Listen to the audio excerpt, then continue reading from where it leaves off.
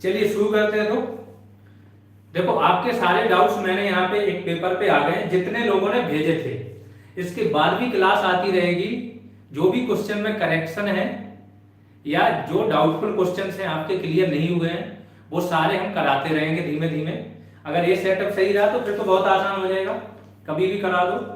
ठीक है, तो बहुत सारे क्वेश्चंस मेरे पास आए हैं जिनमें डाउट्स था स्टूडेंट्स को, तो वो क्वेश्चन ले लेते हैं।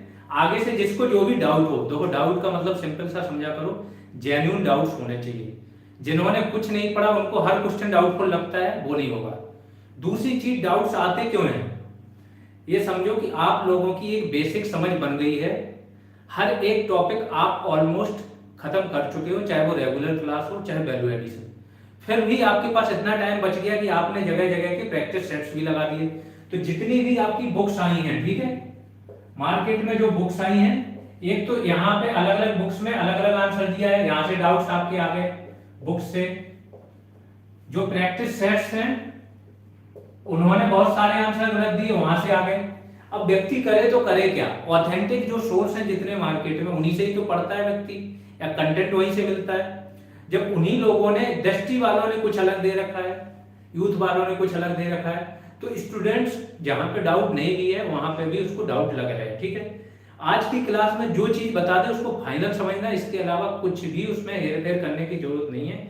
नहीं तो आप लोगों के डाउट्स मैं तो क्या कोई भी सॉल्व नहीं कर पाएगा, क्योंकि कुछ लोग जिंदगी भर डाउट्स में ही बने रहना चाहते हैं, उनकी हेल्प नहीं हो पाएगी। ठीक है, वन बाई वन करके मैं क्वेश्चन उठाऊंगा और उसका जो करेक्ट आंसर होगा प्लस एक्सप्लेनेशन जिसके साथ देना होगा वो भी देता चलूंगा। अभी सब कुछ परफेक्ट आ रहा है, वीडियो वगैरह सब चीज परफेक्ट आ रही है कि नहीं, ये बताइए आप।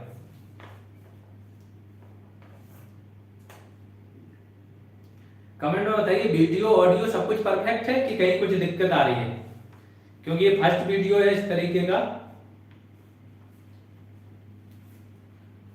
ओके, चलिए तो शुरू करते हैं। सबसे पहला आपका था कि एक क्लास में था कि भारतीय वन महोत्सव 1952 कराया था। ठीक है, उसमें करेक्शन है 1950 होगा वो।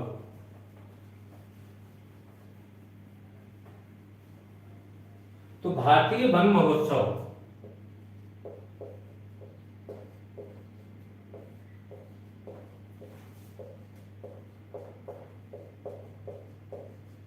इसका क्या होगा 1950। किसने शुरू किया था, के.एम. मुंशी। इसको करेक्ट कर लो, पहली चीज। दूसरा था आपका आज जो कल की ही क्लास हुई है आपकी, वैल्यू एडिशन 26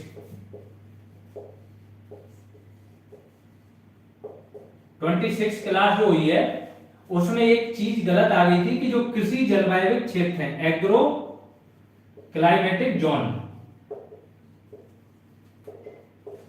इनकी संख्या उसमें 5 लिखा हुआ था, वही सेम चीज बताई गई, वहां पे 15 कर लेना। इंडिया में टोटल एग्रो क्लाइमेटिक जोन्स कितने, 15 है। ठीक है,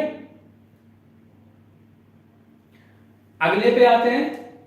ये सबसे ज्यादा डाउटफुल क्वेश्चन आप लोगों का यही है जो अगला आ रहा है। इसमें बहुत सारे लोग डाउट में हैं और बहुत बार चीजें पूछ चुके हैं। आज मैं ऐसे क्लियर करूंगा, उसके बाद अगर डाउट रहा तो समझ लेना कोई आपका दूर नहीं कर पाएगा।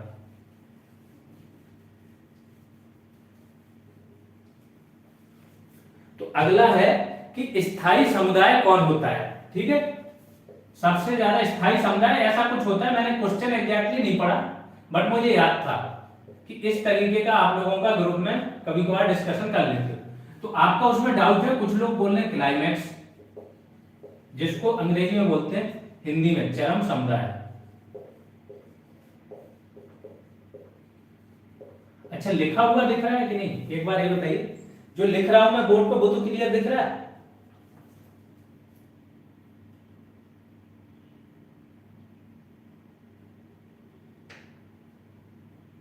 जो लिखा होगा वो क्लियर दिख रहा है, ओके। तो एक है आपका क्लाइमैक्स, दूसरा लोगों को किसी बुक वाले ने दे दिया इकोटोन। अब मैं थोड़ी सी स्टोरी बताता हूं। ये जो भी बुक्स बनाते हैं या जो भी लिखते हैं, ये खुद में कोई स्कॉलर नहीं होते हैं, फिर मैं बताऊंगा। जो कंपटीशन की बुक्स लिखते हैं कॉपी पेस्ट मारते हैं, चीजें उठाई, उनको मेनली चाहिए होता है टाइप राइटर, उसने टाइपिंग करके दे दिया, बस इतने। जो खुद की टेक्स्ट बुक लिखते हैं वो बहुत रिसर्च के बाद लिखते हैं, वो स्कॉलर्स होते हैं, उन पे तो भरोसा किया जा सकता है। लेकिन ये लोग क्या करते हैं, कॉपी पेस्ट मारते हैं, तो क्वेश्चन भी कहीं से भी उठा के बना देते हैं। अब इस क्वेश्चन से आपको समझ में आ जाएगा आप लोग ज्यादा कंफ्यूजन क्यों हो रहा है। देखो दोनों में बहुत अंतर है। सबसे पहले तो आ जाते हैं इकोटोन पे। इकोटोन क्या होता है, जब दो आपके इकोसिस्टम होते हैं, दो अलग अलग इकोसिस्टम जहां पे मिलते हैं, जैसे दो इकोसिस्टम है एक और दूसरा ये, जहां पे मिलेंगे इनके बीच का एक संक्रमण क्षेत्र होता है, ट्रांजिशन जोन, ये होता है इकोटोन। तो एक प्रकार का ये इकोसिस्टम का पार्ट हो गया, ये इकोसिस्टम, ये क्षेत्र है, ये क्षेत्र है। जब कोई क्षेत्र की बात हो रही है तो क्षेत्र अपने आप में स्थिर अस्थिर होता है क्या, कोई मुझे बताओ। कोई क्षेत्र अपने आप में स्थिर अस्थिर होता है? अस्थिर क्षेत्र वो हो सकते हैं कि जहां पे भूकंप आ रहा है, ठीक है, कहीं पे भूकंप अगर आ रहा है तो आप बोल सकते हो अस्थिर क्षेत्र है, यहाँ पे जो प्रजाति है भूकंप आएगा नष्ट हो जाएगा। सुनामी आ रही, चक्रवात आ रहे हैं, बाढ़ आ रहे हैं, ये क्षेत्र तो अस्थिर हो सकते हैं। लेकिन कोई ऐसा क्षेत्र जहां पे ऐसी कोई अस्थिरता नहीं है तो अपने आप में अस्थिर और स्थिर क्षेत्र नहीं होता है, ठीक है, खास तौर से प्रजातिगत विविधता इन सब चीजों के लिए। तो ये एक क्षेत्र की बात हुई है। दूसरी चीज आपकी किसकी बात हो रही है,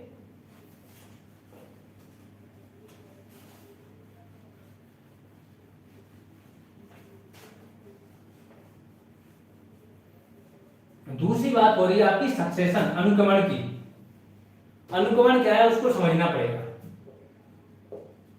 अनुक्रमण वो अवस्था है जहां पे पहले कुछ भी नहीं था, ना कोई वनस्पति था, कोई भी किसी प्रकार की वनस्पति, यहां तक कि मृदा भी नहीं बनी थी, ठीक है, मृदा भी यहां पे अवेलेबल नहीं है। ये हो गया प्राथमिक अनुक्रमण। जब प्राथमिक अनुक्रमण होता है तो यहां पे कहीं कुछ नहीं था, सिर्फ चट्टानें थी। चट्टानें कैसे होती हैं कि पृथ्वी पे जब कभी कुछ नहीं था तो भूगर्भिक क्या है, पृथ्वी की अगर भूपृथ्वी पे आप जाओ, ऐसे जाओ, तो सबसे ऊपर ऊपरी परत होती है आपकी, फिर ये मेंटल होता है आपका, आखिरी होता है कोर। मेंटल में जो आपकी गतिविधियां चलती हैं, यहां पे क्या होता है आपका मैग्मा। मैग्मा होता है जो प्लास्टिक फॉर्म में रहता है, काफी ताप और लाभ होता है और वो पिघला हुआ रहता है। ये जब ऊपर आता है तो चट्टानों के रूप में आता है, आग्नेय चट्टान बनती है यहां से। जब यहाँ पे ताप और दाब इतना हो जाता है कि गैसें इसको मजबूर कर देती है बाहर निकलने के लिए। जब ये बाहर निकलता है तो किस फॉर्म में आता है, अंदर रहता है तो मैग्मा होता है, बाहर होता है तो लावा हो जाता है। लावा चट्टानें बनाती है, ये जो लावा, क्योंकि लावा में क्या है, यहाँ पे सबसे ऊपर है आपका सियाल, सिलिकॉन और एल्यूमिनियम, फिर दूसरे नंबर पे जो मेंटल वाला आपका है वहां पे सीमा, सिलिकॉन और मैग्नीशियम, और लास्ट में है आयरन और निकेल, ठीक। तो जब ये आपका मेंटल से निकलता है तो यहाँ पे काफी सारे तत्व होते हैं। जब ये तत्व बाहर आते हैं तो ये क्या बनती है, चट्टान है, जिनको बोलते हैं प्राथमिक चट्टान या आग्नेय चट्टान। अब सबसे पहले तो यहाँ चट्टान है कुछ है ही नहीं। जब चट्टाने हैं फिर धीमे धीमे क्या है, वनस्पति आना शुरू होंगे। तो यही स्थिति आपकी प्राथमिक अनुक्रमण यहां से शुरू होती है। सपोज करो यहां पे एक चट्टान है आपकी, चट्टान को क्या करेंगे, जो सूक्ष्म जीव होते हैं खासतौर से लाइकेन, लाइकेन, इसके बाद आपका ताप दाब वर्षा, ये तो चल ही रहा है। इसके कारण क्या होगा, इस चट्टान का अपक्षयन हो जाएगा, धीमे धीमे इसकी क्या ऊपरी परत पाउडर की तरह बनने लगेगी, रेत की तरह। जब इसका अपक्षयन होगा, खासतौर से लाइकेन होते हैं एक प्रकार का तेजाब, एसिड जो बोलते हैं छोड़ते हैं, इससे चट्टानें गलती हैं।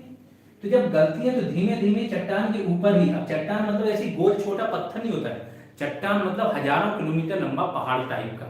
तो इसके ऊपर क्या है, इसके ऊपर मृदा बनती है परत। तो सबसे पहले मृदा का निर्माण होता है।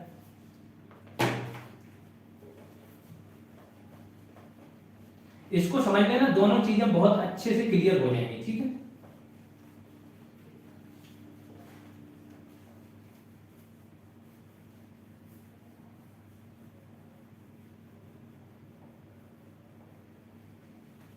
तो सबसे पहले क्या होगा, मृदा का निर्माण होगा। मृदा बन जाएगी तो फिर छोटी फूटी घास आएगी, बिल्कुल छोटी घास। घास आने के बाद थोड़ी बड़ी घास आएगी, फिर झाड़ियां आएंगी, फिर वृक्ष आएंगे, छोटे वृक्ष। इस प्रकार से एक चलता रहता है और लास्ट में लंबे वृक्ष। तो ये एक स्थिति है। अब इनकी स्थिति क्या होती है? जब पहली बार मृदा बनता है तो इसको बोलते हैं न्यूडेशन, मतलब पहली बार मृदा का निर्माण हुआ। फिर क्या होगा? एक प्रजाति आती है, इन्वेशन करती है। वो क्या? आक्रमण करती है, अटैक करती है। आप क्या? इन्वेड करती है, मतलब घुस जाती है। जैसे पीओके पे क्या होता है? पीओके की सीमा पे वो लोग अवैध रूप से इंडिया में घुसते हैं, इन्वेड करना इसको बोलते हैं, ठीक है। तो ये इन्वेडेशन, ठीक है। तो ये लोग इन्वेड कर रहे हैं यहाँ पे। एक प्रजाति आ रही है, जब प्रजाति ये आएगी तो इसके बाद क्या होगा? और प्रजातियां आएंगी, तो इनके बीच में क्या होगा? कंपटीशन। कंपटीशन हो जाएगा,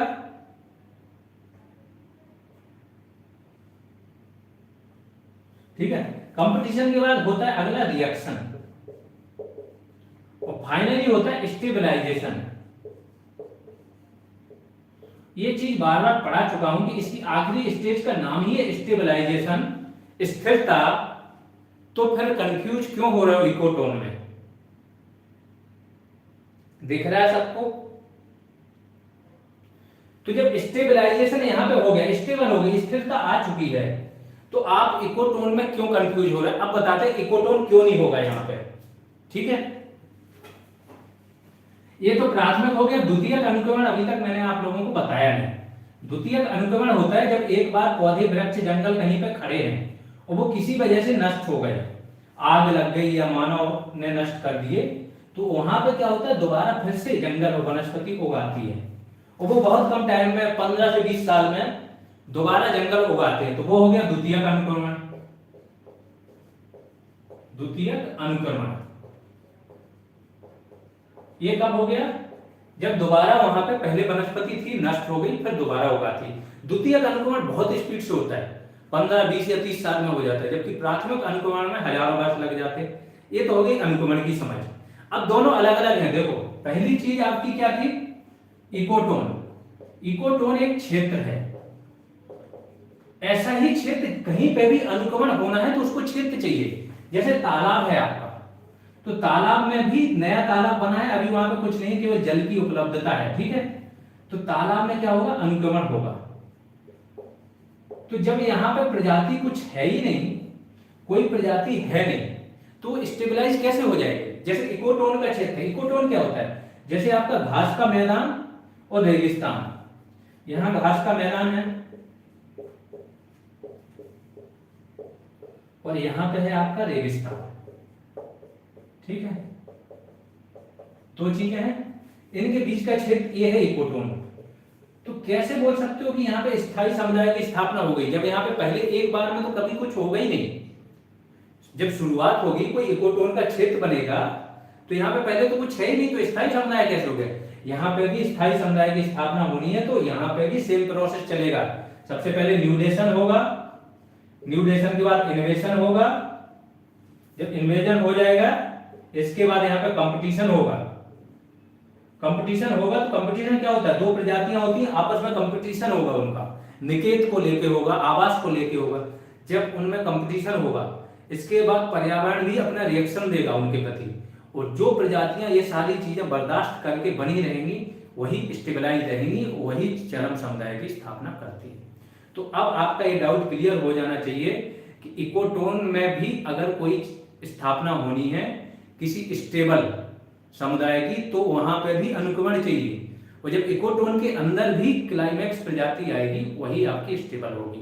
तो दोनों का कोई वो ही नहीं है एक दूसरे से कंपैरिजन कि कोई बोल रहा है कि नहीं इकोटोन में होगा। इकोटोन में तो यहाँ तक कि लुप्त प्राय प्रजातियां पाई जाती हैं, दोनों की वो प्रजातियां पाई जाती हैं कि जो दोनों के गुण भी हो, वो कुछ ऐसी प्रजातियां भी पाई जाती हैं जिनमें किसी के गुण ना हो, है ना। तो यहाँ पे कंफ्यूज होने की जरूरत नहीं है, बुक वालों ने बना दिया।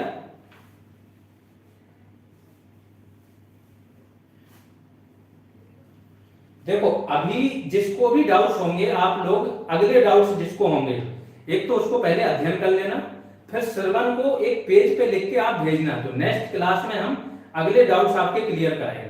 अभी जो हमारे पास आ चुके हैं हम उनको क्लियर करा रहे हैं, ठीक है। अब आते हैं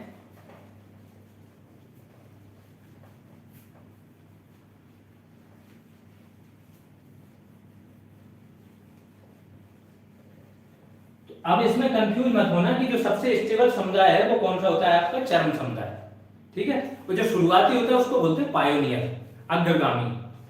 अब आते हैं जैविक तथा अजैविक घटकों के बीच की कड़ी, ये भी आपका सबसे ज्यादा डाउटफुल क्वेश्चन है। जैविक तथा अजैविक घटकों के बीच की कड़ी, इसको समझ लो, ध्यान से सुन लो। देखो फिर से मैं वही चीज बोलूंगा, जिन लोगों ने बनाया क्वेश्चन वो केवल एक्स्ट्रा दिमाग लगा दिया, स्मार्टनेस लगा दी, कॉन्सेप्ट को नहीं समझा। तो आप लोगों को, क्योंकि पहली बार बन रहा है ये क्वेश्चन, मुझे नहीं लगता है कि किसी एग्जाम में आया था। अगर पहले कभी किसी एग्जाम में कोई क्वेश्चन आ चुका था तो आपको डाउट होंगे नहीं, क्लियर है आपका, क्योंकि उसने जो आंसर दिया वही दोगे। तो ये बहुत सारे लोगों ने ओवर स्मार्टनेस दिखा के जो उनके पास डेटा था एक्स्ट्रा दिमाग लगाए बना दिया। अब मैं बताता हूं क्वेश्चन क्या था। मेनली होता है कि जीव, जिसको बोलते हैं सजीव तथा निर्जीव के बीच की कड़ी एक,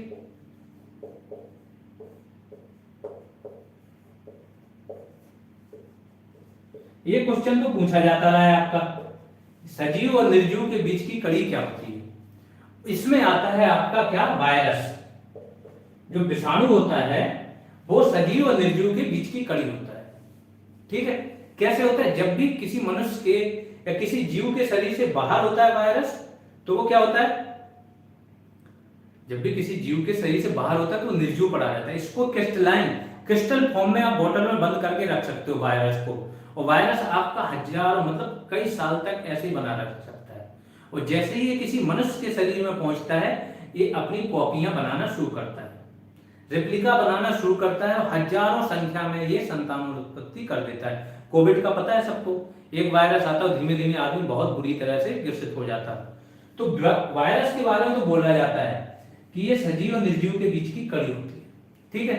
अब इन्होंने क्वेश्चन क्या बना दिया कि जो आपके जैविक हैं और अजैविक घटक हैं इनके बीच की कड़ी क्या होगा। तो मैं बताता हूं कि इनके अगर आप जाओ तो कड़ी कैसे नापते हो, किसी भी चीज की बीच की कड़ी अगर आपको जानना है तो कैसे जानोगे, कि सबसे पहले तो आप देखोगे कि इन दोनों के बीच में जो सजीव हैं आपके घटक और निर्जीव हैं, तो निर्जीव घटकों को सजीवों के उपयोग हेतु कौन बना रहा है, या तो ये देखोगे या फिर ये देखोगे कि सजीव घटकों से कौन सा ऐसा वो जीव है या कौन से ऐसे प्राणीगत वो हैं जो सजीव घटकों से उसके अजैविक घटक को निकाल रहे हैं, ठीक है। एक साइकिल होता है, चलो समझाता हूं।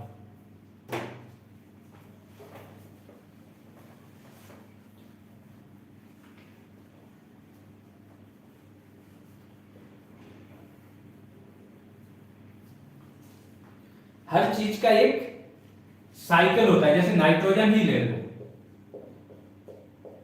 नाइट्रोजन है आपके पास, ठीक है। नाइट्रोजन आई N2 वायुमंडल में बहुत बल्क में है, लेकिन इसका कोई भी ना तो सजीव डायरेक्ट उपयोग कर सकते हैं, मीन्स ना तो वनस्पति और ना ही मनुष्य।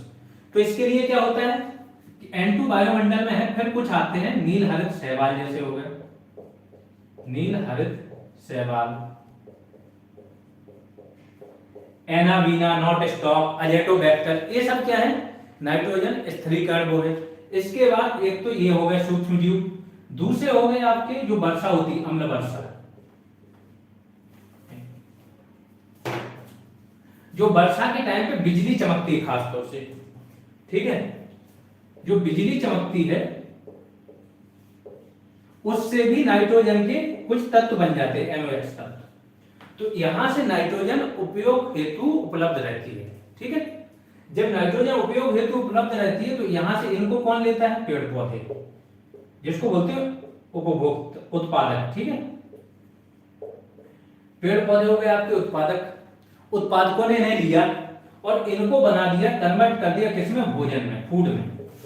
केवल नाइट्रोजन नहीं, जैसे CO2 का भी यूज करते हैं उसमें, और फाइनली बनाते हैं क्या, C6H12O6 ग्लूकोज बना देते हैं। CO2 भी आपका अजैविक घटक हो गया, नाइट्रोजन भी अजैविक घटक हो गया। ठीक है, कई बार इनसे नाइट्रोजन का जो आप उपयोग करते हो, इससे आपके DNA और RNA भी बनते हैं। तो ये नाइट्रोजन आपको कहां से मिलती है, जो आप ये पदार्थ पेड़ पौधों से ले रहे हो। तो फाइनली तो पेड़ पौधे दे रहे हैं, पेड़ पौधे अजैविक घटकों को इस फॉर्म में दे रहे हैं जिससे जैविक घटक बनते हैं। तो पहली चीज तो आपका उपभोक्ता हो जाएगा।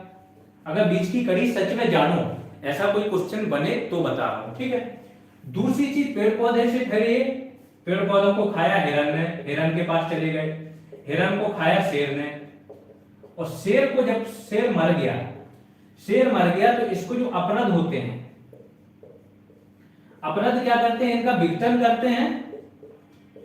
विघटन करके जो भी तत्व हैं इनके अंदर, अजैविक जितने भी घटक थे इनके अंदर जैविक का कार्य कर रहे थे, उनको विघटन करके फिर से पृथ्वी में मिला देते हैं।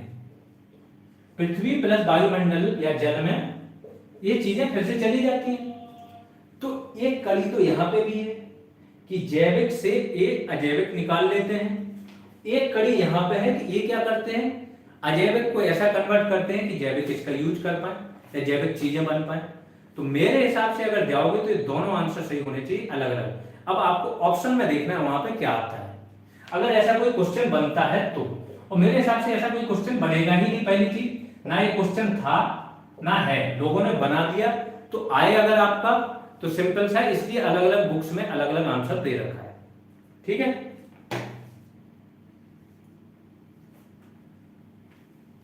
आगे चलते हैं।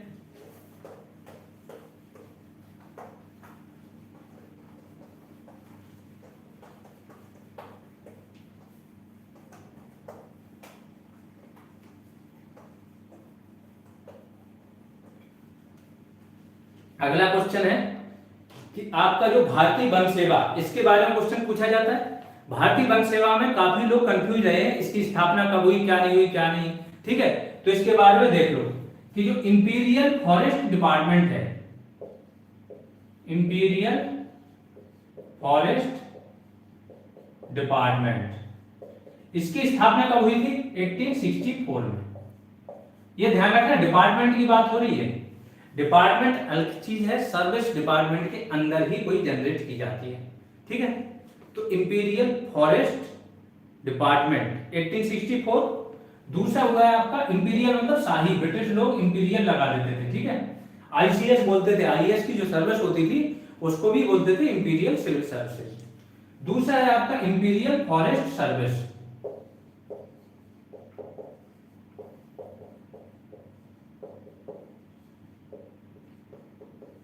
इसकी स्थापना कब हुई है, 1867 में। और जो आपका भारतीय वन सेवा है वो तो स्वतंत्रता के बाद बनी। भारतीय वन सेवा ये स्वतंत्रता के बाद इसका ये नाम रखा गया। ये कब हुआ है, 1966 में।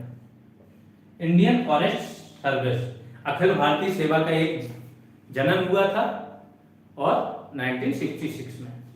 तो ये डाउट अब आपका क्लियर होना चाहिए। जिसको भी अभी तक डाउट्स रहे हैं उनको बताया दे रहा हूं कि अपने डाउट्स इस बार क्लियर कर लेना।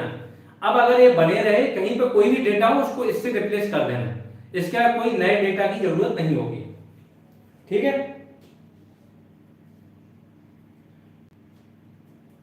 अगला आ जाते हैं।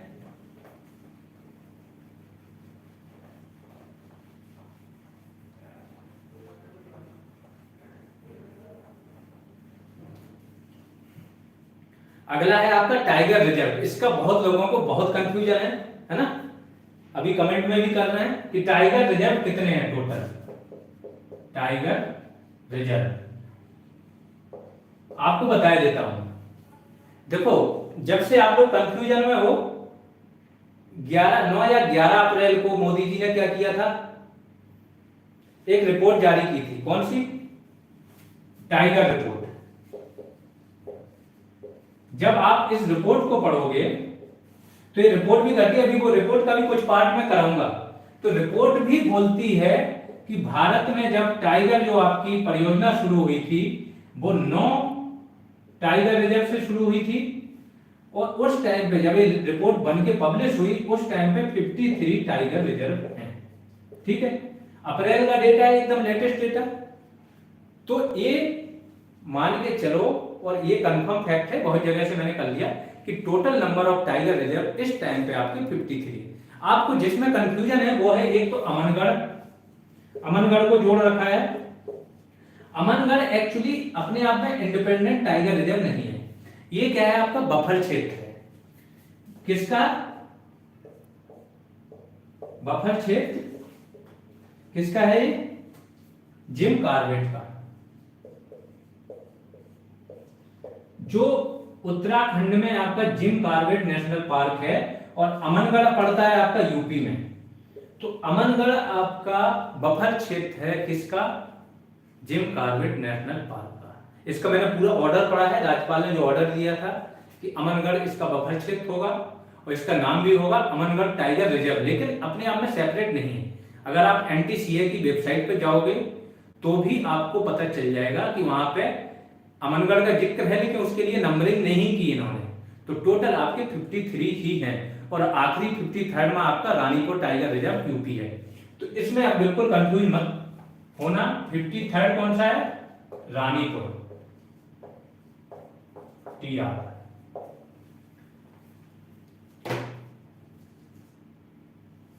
अगला आ जाते हैं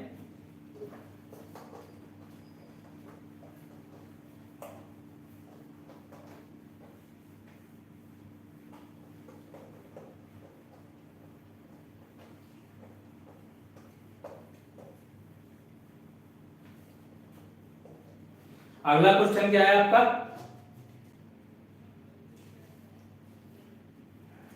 सबसे बड़ा टाइगर रिजर्व में ही है, सबसे बड़ा क्षेत्रफल में सबसे बड़ा कौन सा है? नागार्जुन सागर सबसे बड़ा टाइगर रिजर्व, नागार्जुन सागर।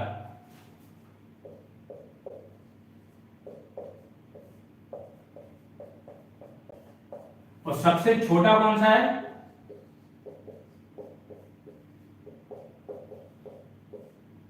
कुछ लोग अमनगढ़ को ही देखा है, जब वो है ही नहीं तो उसको लोगे नहीं, तो सबसे छोटा है आपका नामेरी, और इसका क्षेत्रफल कितना है नामेरी का? 464 किलोमीटर स्क्वायर। ठीक है, टाइगर रिजर्व में कोई और डाउट है किसी को? बोल सकता है। अगले क्वेश्चन की ओर बढ़ते हैं।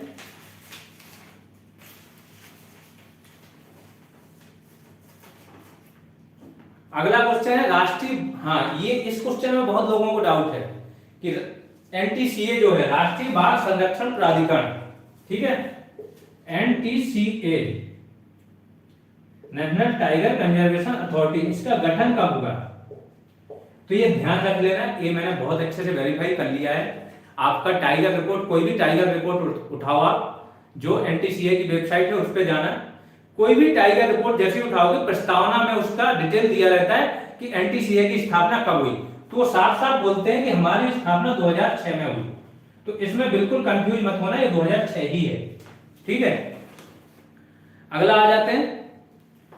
एस्टिमेशन ऑफ टाइगर रिपोर्ट आपकी जारी हुई जैसा मैंने बताया, ठीक है।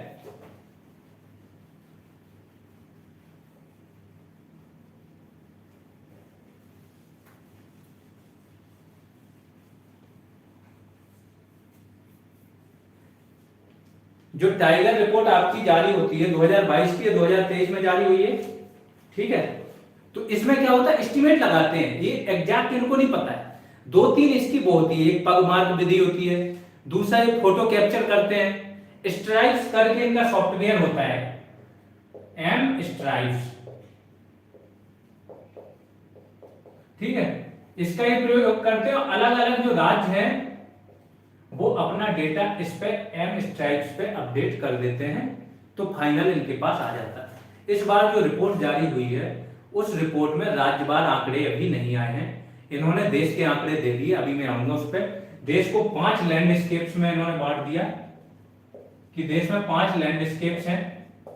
पूर्वी घाट अलग बांट दिया, पश्चिमी घाट अलग बांट दिया, नॉर्थ ईस्ट अलग, सेंट्रल अलग, ऐसे। और फिर इसमें बताया कि एक आपका जो पश्चिमी घाट है वहां पे टाइगरों की संख्या कम हुई, बाकी सब जगह या तो स्थिर है या कुछ ना कुछ बढ़ी है। तो उस पर आएंगे, अभी पहले ही बता दे रहा हूं कि 1973 में आपका प्रोजेक्ट टाइगर रिलीज हुआ। इसकी पिछली जो रिपोर्ट हुई थी वो 2018 वाली जारी हुई थी। रिपोर्ट एक साल बाद जारी होती है, तो रिपोर्ट 2018 की थी और जारी हुई थी 2019 में, जो टाइगर डे होता है 29 जुलाई को, ठीक है। और इस बार 2022 की रिपोर्ट जारी हुई है और 2023 में जारी हुई है। इसमें भी पूरी जारी इसलिए नहीं की क्योंकि ये 29 जुलाई को मोदी जी बाकी का रिपोर्ट आंकड़ा जारी करेंगे।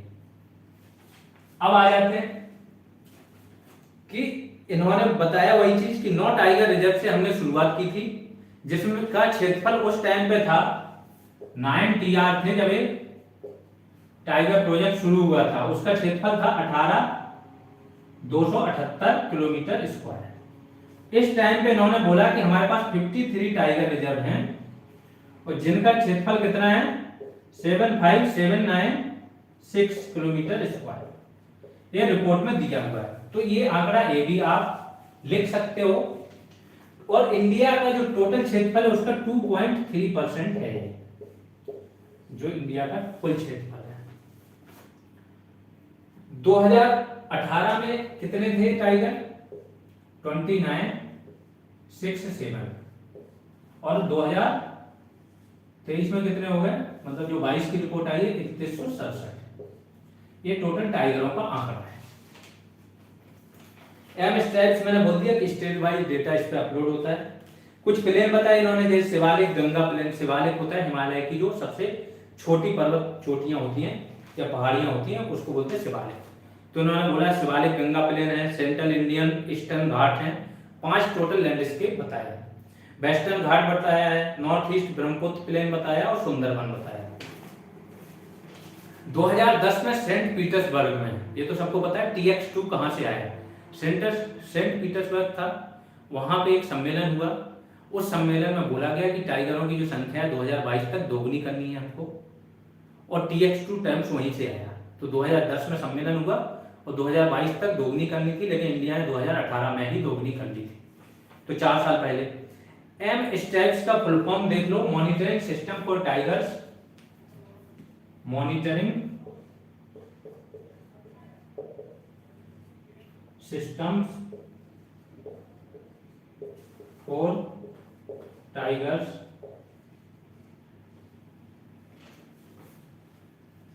intensive protection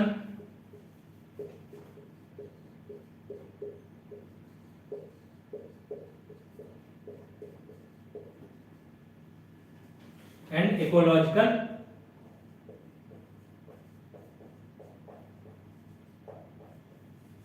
steps. ये सॉफ्टवेयर भी है, ऐप भी है, डेस्कटॉप सॉफ्टवेयर भी रहता है और एंड्रॉइड ऐप भी है आपका। अब आ जाते हैं, अगला क्वेश्चन आता है आपका, जैसे मैंने बोला वेस्टर्न घाट, पश्चिमी घाट एकमात्र ऐसा है जहां पे टाइगर में संख्या में गिरावट आई, बाकी सब जगह या तो स्थिर रहे या बढ़े।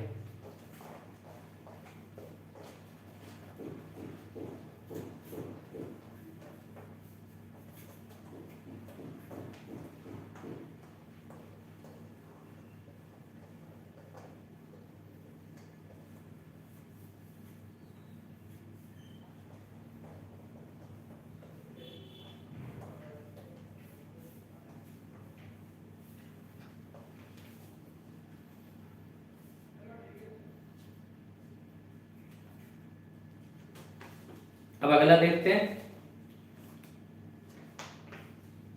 सबसे ज्यादा डेंसिटी वाला टाइगर रिजर्व। हाँ, अगला यही है, ठीक है, सबसे ज्यादा डेंसिटी। इस पे बहुत कंफ्यूजन है लोगों को। कंफ्यूजन क्यों हुआ, 2 जगह है, एक जिम कॉर्बेट में लोगों को है कि जिम कॉर्बेट में, दूसरा काजीरंगा। तो 2022 में एक एनवायरमेंट मिनिस्ट्री ने एक रिपोर्ट जारी की थी, जो टाइगर होते हैं प्लस जिनको ये खाते हैं, प्रे, और जो इनका भोजन वगैरह होता है उनका, तो उसके बारे में इन्होंने एक रिपोर्ट जारी की थी। उस रिपोर्ट में इन्होंने पूरा जारी किया था टाइगर डेंसिटी। तो इन्होंने सिंपल सा बोला था कि जो आपका जिम कॉर्बेट है, यहाँ की टाइगर डेंसिटी है 14 टाइगर पर 100 किलोमीटर स्क्वायर। दूसरे नंबर पे आपका काजीरंगा, ये लेटेस्ट रिपोर्ट है। दूसरे नंबर पे काजीरंगा, इसके 13 के आसपास है इसकी टाइगर डेंसिटी पर 100 किलोमीटर स्क्वायर। ठीक है। फिर आपका नागरहोल आ जाता है। नागरहोल इसका 12 के आसपास है अप्रोक्सीमेटली, है ना। और बांदीपुर आ जाता है उसके बाद। सबसे ज्यादा टाइगर भी आपके जिम कॉर्बेट में है। कुछ रिपोर्ट्स में है कि 231 तो यहाँ डायरेक्ट रह रहे हैं। इसके बाद टोटल 266 टाइगर हैं जो इसका उपयोग करते हैं। दैट मींस ये रह रहे हैं और इसके अलावा एक्स्ट्रा कुछ आते हैं। जैसे जिम कॉर्बेट है आपका दुधवा से जुड़ा हुआ है, दुधवा है, उससे इनको एक मार्ग मिलता है टाइगरों को। और भी आसपास के जो टाइगर रिजर्व होते हैं, तो कई बार टाइगर क्या रहते कहीं और हैं, वो आते जाते रहते हैं। तो टोटल 266 ऐसे टाइगर हैं जो इसका उपयोग कर रहे हैं। तो सर्वाधिक यहीं पे देश भर में।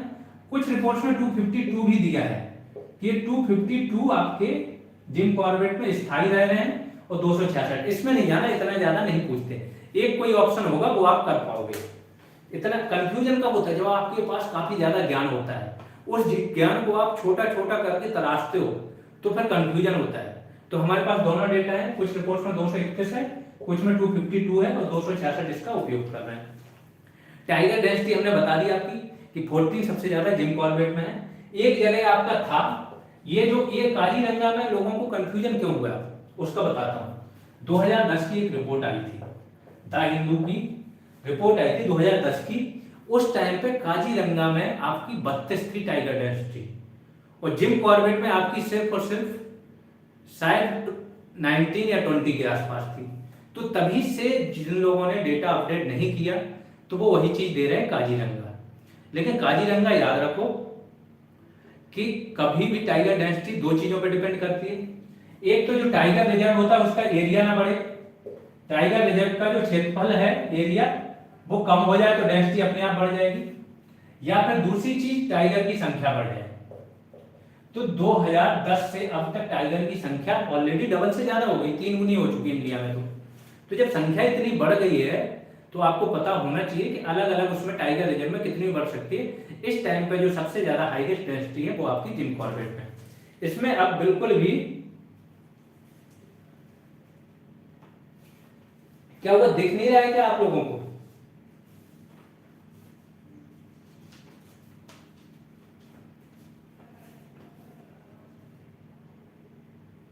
ठीक है। तो सर्वाधिक टाइगर डेंसिटी आपकी कहां पे? जिम कॉर्बेट में। इस पे बिल्कुल भी कंफ्यूज मत होना। कई बार इसलिए तो बोल रहा हूं, जिन लोगों को ये नहीं पता कि कौन सा मोस्ट ऑथेंटिक डेटा हम लें, वो कुछ भी निकालेंगे, गूगल सर्च करोगे आपके पास अलग अलग डेटा आ जाएगा, आप कंफ्यूज हो जाओगे। और ये कंफ्यूजन इसलिए बढ़ा है सारे क्वेश्चन में। अगला क्वेश्चन देखते हैं।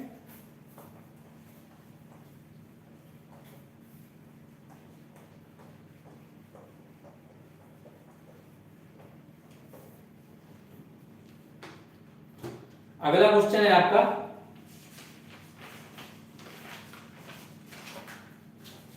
कि दक्षिण अफ्रीका से 10 साल में कितने चीते लाए जाएंगे। ठीक है, तो ये है 100 चीते।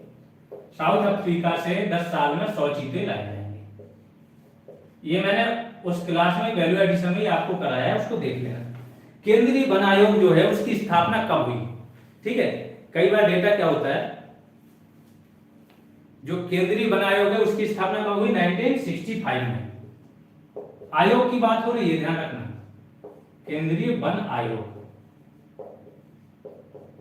तो जहां पे जो भी डेटा होगा आप इसको रिप्लेस कर लेना। फिर है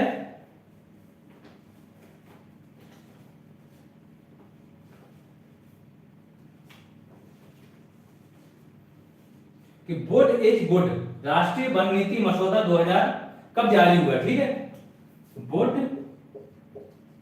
इज गुड, इस वन नीति का मसौदा कब जारी हुआ? तो इसका मसौदा हुआ है आपका 2018 में जारी।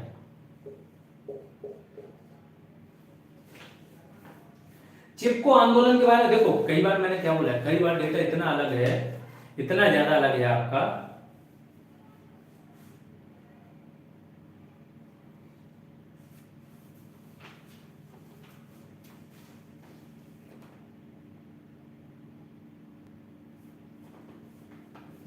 तो कि जैसे मैं बता रहा हूं चिपको आंदोलन, चिपको आंदोलन इसमें लिखा है 26 मार्च 1974, ये जो डेटा है। अब ये डेटा क्यों गड़बड़ है बताता हूं। चिपको आंदोलन के बारे में क्या चलती है कहानियां, देखो चिपको आंदोलन के बारे में बताया जाता है। कुछ लोग बोलते हैं 1974 जो इसमें 26 मार्च दी उस टाइम पे ये समाप्त हो गया था, क्योंकि आखिरी था। इसके चरण होते हैं, किसी भी आंदोलन के अलग अलग चरण होते हैं। आखिरी बार जब औरतों ने रक्षा की, कई सारी औरतें मारी गई, ठीक है, बहुत सारे वो, इसके बाद सरकार को इनकी बात माननी पड़ गई और ये खत्म हो गया, फिर आंदोलन चलाने की जरूरत नहीं हुई। तो एक तो ये चीज हो गई चिपको आंदोलन की। इंदिरा गांधी ने उस टाइम पे हिमालयी क्षेत्र में वन काटने पर रोक लगा दी थी अगले 15 साल तक। तो ये मैं बता चुका आपको, कई जगह डेटा है। तो मैं एक जो बेस्ट मैगजीन है down to earth, down to earth का लोग यूज करते हैं यूपीएससी वाले, ठीक है। इसमें दिया है कि 1970 के दशक से ये आंदोलन शुरू हो चुका था, लेकिन 1973 में ये व्यापक रूप से शुरू हुआ। तो 73 और 74 में लोगों को कंफ्यूजन है, क्योंकि आपकी परीक्षा बाड़े, यूथ, इन सब ने इतना गौच मचा दिया कि सबको लगता है कि ये भी सही है, ये भी सही है। तो आपको जो मोस्ट ऑथेंटिक मुझे चीज मिली वो है 1973। हालांकि जो मेरे पास अपडेटेड डेटा आया उसमें भी अभी लिखा हुआ है आपका 26 मार्च 1974, लेकिन ये सही नहीं है, ठीक है।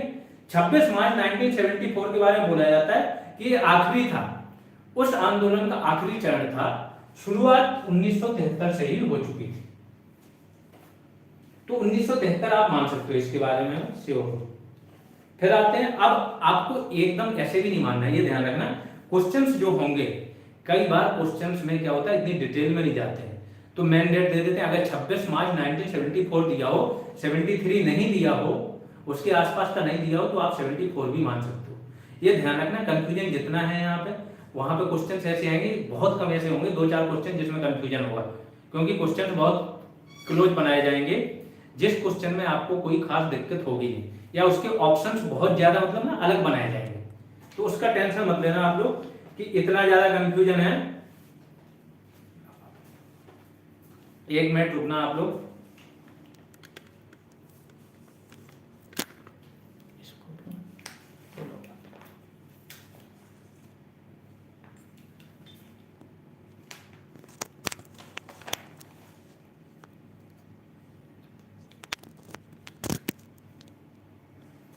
आवाज आ रही है क्या? हेलो, अभी देखिए थोड़ा सा चेंज किया है, आवाज बताइए आप लोग, आ रही है आपके पास?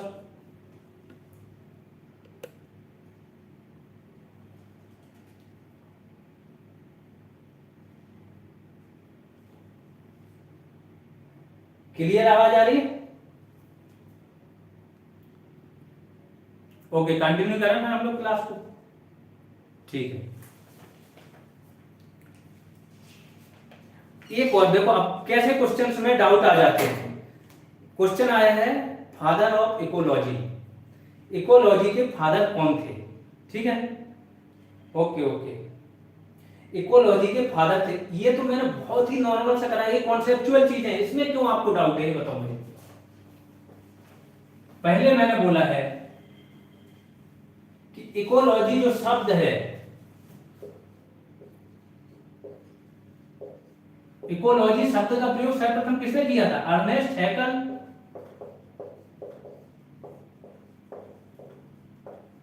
इकोलॉजी अलग चीज है, इकोसिस्टम अलग चीज है। इकोसिस्टम आपका डिफरेंट चीज है। तो जब अर्नेस्ट हैकल ने इसका प्रयोग किया, यही सबसे पहले व्यक्ति थे जिन्होंने इसको, इकोलॉजी को एक अलग सब्जेक्ट के रूप में देखा। तो जनक कौन हुए? यही है इसके जनक। यहां पे इकोसिस्टम शब्द का प्रयोग किया था एजी टांसले ने, आर्थर टांसले।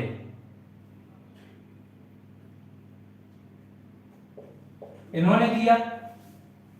तो इसमें क्या कंफ्यूजन है, कौन कंफ्यूज हो रहा है इसमें?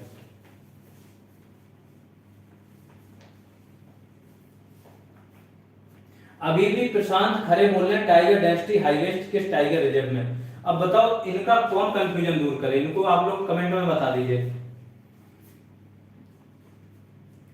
मिट्टी बचाओ आंदोलन, अगला है आपका मिट्टी बचाओ आंदोलन। मिट्टी बचाओ आंदोलन ये कहां से शुरू हुआ आपका, होशंगाबाद एमपी।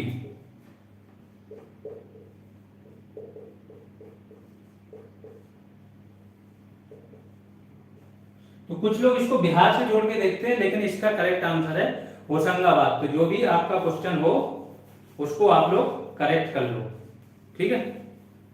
फिर आते हैं उत्तर प्रदेश में वृक्षारोपण जन आंदोलन 2022, इसमें कितने पेड़ लगाने, ये क्वेश्चन जो हमने रेगुलर क्लास की थी, ये डेटा मैंने वहां पे भी आपको बताया था कि इसको थोड़ा सा क्लियर करके बताना, क्योंकि कहीं कहीं पे 22 करोड़ लिखा था, कहीं पे कुछ और। तो अभी इसको क्लियर किए देता हूं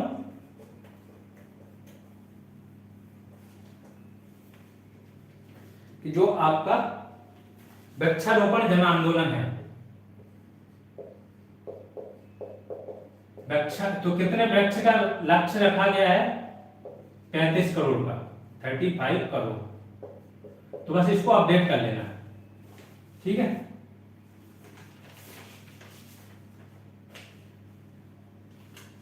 अगले उस पे आते हैं।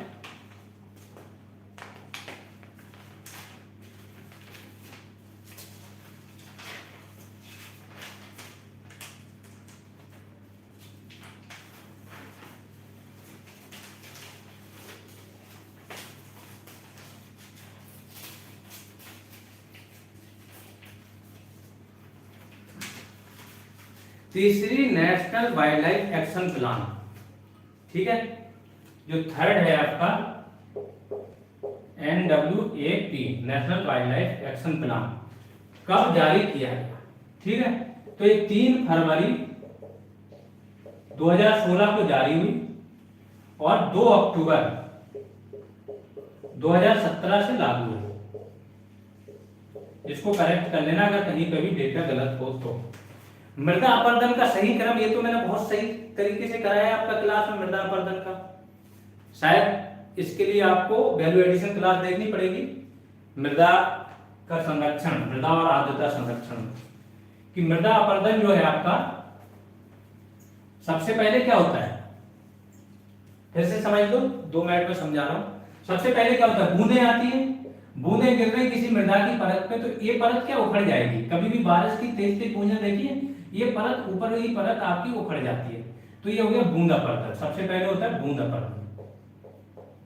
बूंद के बाद क्या होता है, कभी कभी पानी की तेज धार आ गई, पानी की तेज धार बहती हुई आ रही है, पूरी परत को लेके चली जाती है, मृदा की ऊपरी परत को, यहां से पानी आ रहा है, तो ये क्या हो गया आपका दूसरे नंबर पे हो गया परत अपरदन।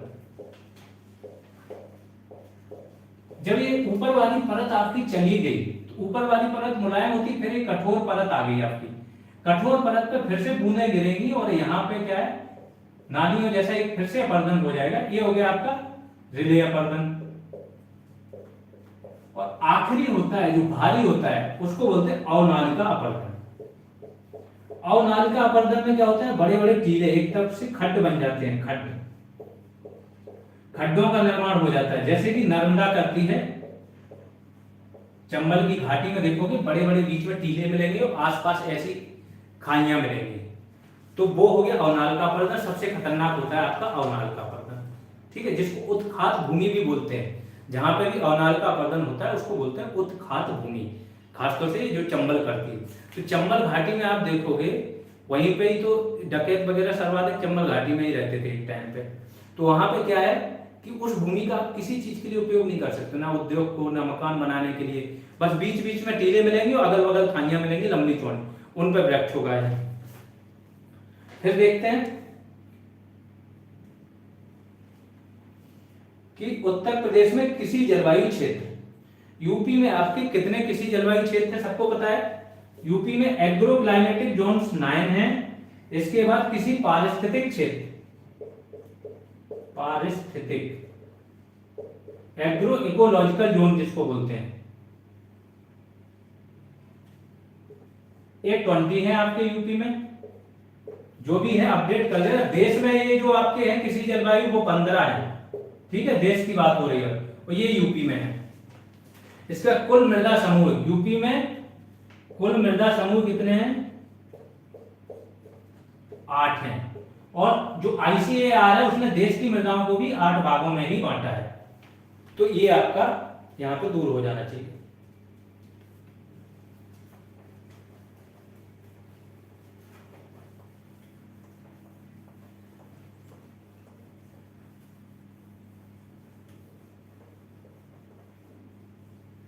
अगले उस पे आते हैं क्वेश्चन पे। अगला क्वेश्चन क्या है कि वैज्ञानिक वानिकी का प्रारंभ कब हुआ? वैज्ञानिक वानिकी, इसका प्रारंभ कब हुआ? 1861 में, ठीक है। दूसरा है हरित कर, जो है आपका हरित कर आपका 2016 में सबसे पहले, इसकी जो वन नीति थी 2016 की उसमें आया था, फिर इसको हटा दिया गया था। इसके बाद 2018 में पुनः लगाया गया।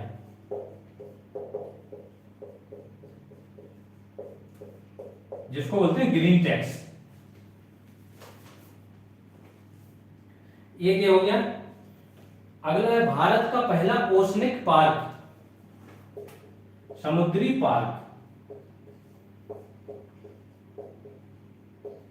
कच्छ में है। ये कच्छ के रण में, ठीक है। फिर अगला है आपका, समझ में आ रहा है सबको? कहीं कोई प्रॉब्लम है?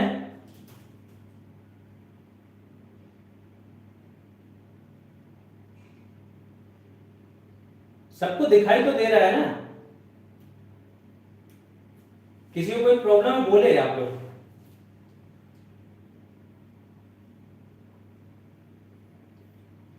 विवेक दीक्षित, आप कंफ्यूजन दूर कर लीजिए। आपके बहुत सारे कंफ्यूजन ग्रुप में भी मैं देख रहा था। कंफ्यूजन यहां से अगर रहोगे तो फिर 2-4 क्वेश्चन भी गलत होंगे तो वही बाहर कर देते हैं कंपटीशन से। एकदम सीरियसली होके देखिए।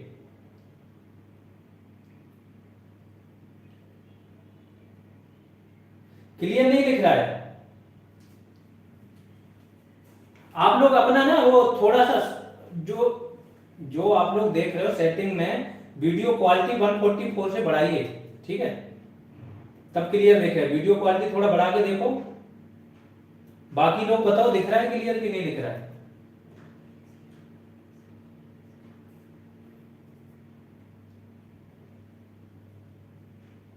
बाकी लोग कमेंट करके बताइए आप लोग को क्लियर दिख रहा है? हाँ, बहुत सारे लोग बोल रहे हैं क्लियर दिख रहा है।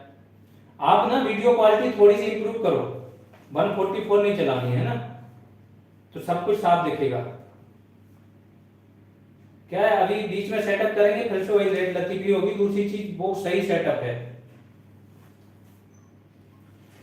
अब आते हैं ग्लोबल एनवायरनमेंट फैसिलिटी, इसके बारे में मैंने बताया था GEF क्या है, और फिर से जान लो इसके बारे में डिटेल में।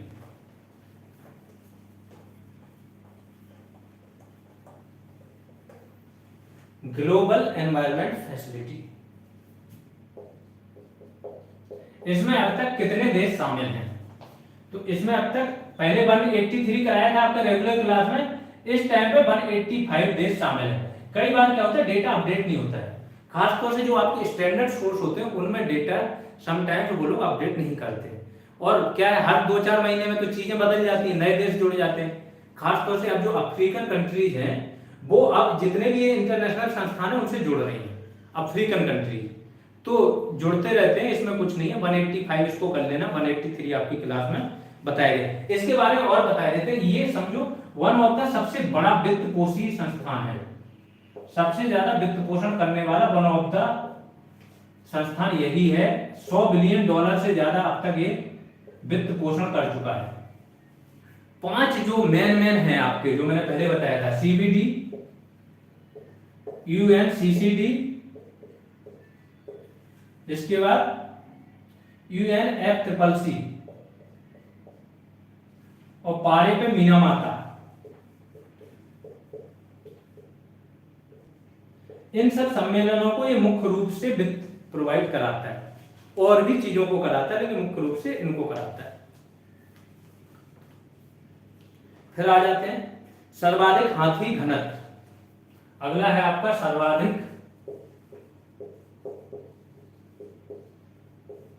हाथी घनत्व।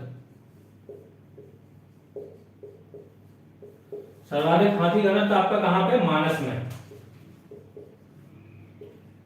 मानस, नामेरी, ओरांग, काजीरंगा, ये सब कहां पाए जाते हैं आप लोग बताना कमेंट सेक्शन में, ठीक है।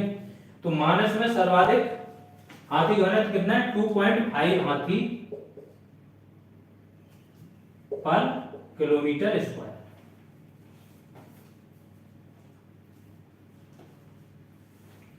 अब देखो एक कंफ्यूजन कहां आता है,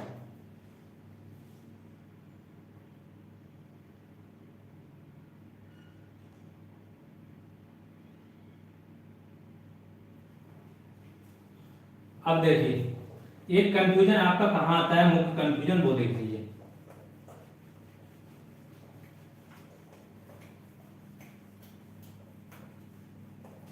कुछ लोगों ने लिख दिया है बना के कि आपका जो वन नीति है वो संशोधित की गई थी 1988 में, जबकि मैंने साफ साफ लिखवाया कि 78 में इसको संशोधन हुआ था और 88 में तो आपकी नई आ गई थी। अभी कौन लोग हैं जो आप लोगों को कंफ्यूज कर रहे हैं और आप अपने जो आपने नॉलेज दिया है उस पर नहीं टिके रह रहे।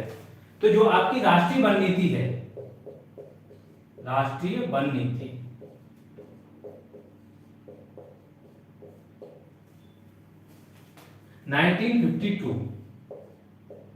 इसको कब संशोधित किया? संशोधित करना अलग चीज है, ठीक है, और नई लेके आना अलग चीज है।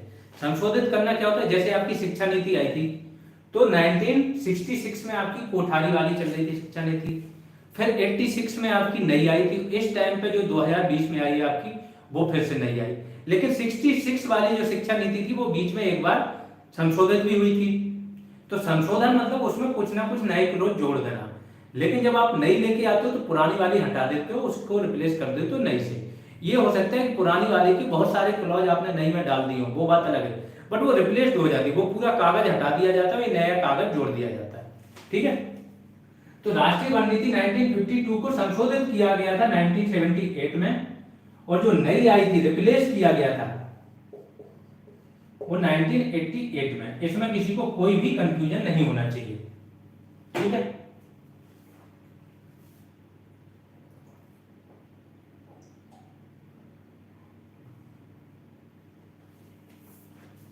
अगला आते हैं,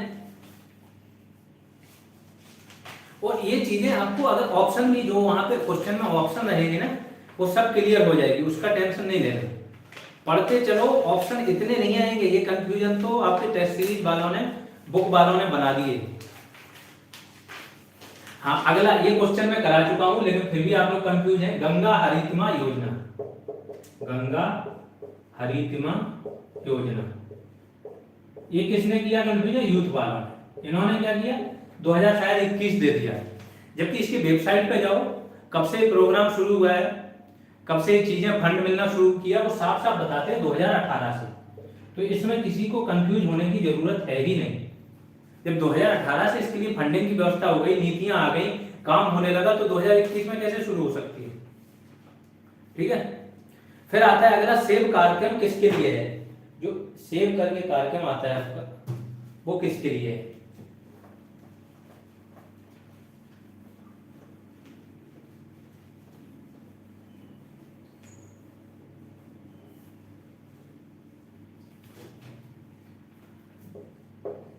सेव कार्यक्रम है, इसमें भी लोग कंफ्यूज होते हैं। तो इसका सिंपल सा नाम ही है saving Asia's vultures from extinction, मतलब जो एशिया के वल्चर गिद्ध हैं उनको सेव करना है किससे? लुप्त होने से। लुप्त ना हो जाए, इससे इसको सेव करना है। तो सिंपल सा है, गिद्धों के लिए नाम ही उसका शॉर्ट फॉर्म ही रखा गया उन्हीं के ऊपर। ठीक है, अगला आ जाते हैं, हरियाली योजना जल किससे संबंधित है। ये ध्यान रखना, ये वाला क्वेश्चन आपका यूपी पीसीएस में आया था 2022 में, और मेरा सही हो गया था। हरियाली योजना जो आपकी, ये पुरानी योजना यूपी के एग्जाम्स में पूछते हैं, लेखपाल वाले तो अच्छे से जान रहे होंगे क्या होता है। ठीक, तो हरियाली योजना, हरियाली योजना आपकी 2003 में आई थी। इसका मेन काम था वाटरशेड का विकास करना, मतलब जल संभाल का, मतलब जल स्रोतों का जो है, ग्राउंड वाटर है, इन सबका क्या विकास करना। तो मेन तो वाटर से रिलेटेड थी, लेकिन इसी वाटर शेड के जो जल आपका संग्रहण है उसको बढ़ावा देने के लिए इस योजना में वृक्षारोपण वाला भी एक वो था, क्लॉज था। इसलिए लोग इसको वनारोपण या वृक्षारोपण से जोड़ लेते हैं, जो कि गलत है। ये योजना मेनली इसका जो मुख्य उद्देश्य था वो था जल संरक्षण, ठीक है, वाटरशेड डेवलपमेंट। तो इसको ध्यान रखना, ये इनकी वेबसाइट पे पीआईबी पे भी चले जाओगे तो इसका डिटेल मिल जाएगा, तो इसमें बिल्कुल कंफ्यूज मत होना। अगला आ जाएगा पहली नाइट सफारी। नाइट सफारी तो जानते हो ना, तो पहली नाइट सफारी कहाँ पे स्थापित की जाएगी। तो कुछ लोग नोएडा बोलते हैं, कुछ लखनऊ, तो इसका उत्तर है लखनऊ। पहली नाइट सफारी आपकी लखनऊ में स्थापित की जानी है, और इसी की तर्ज पे नोएडा में बनेगी। ठीक है, तो बाद में नोएडा, पहले लखनऊ। यूपी में किसी जलवायु क्षेत्र, ये तो बात हो चुकी है, अभी 9 है, इंडिया में 15 है।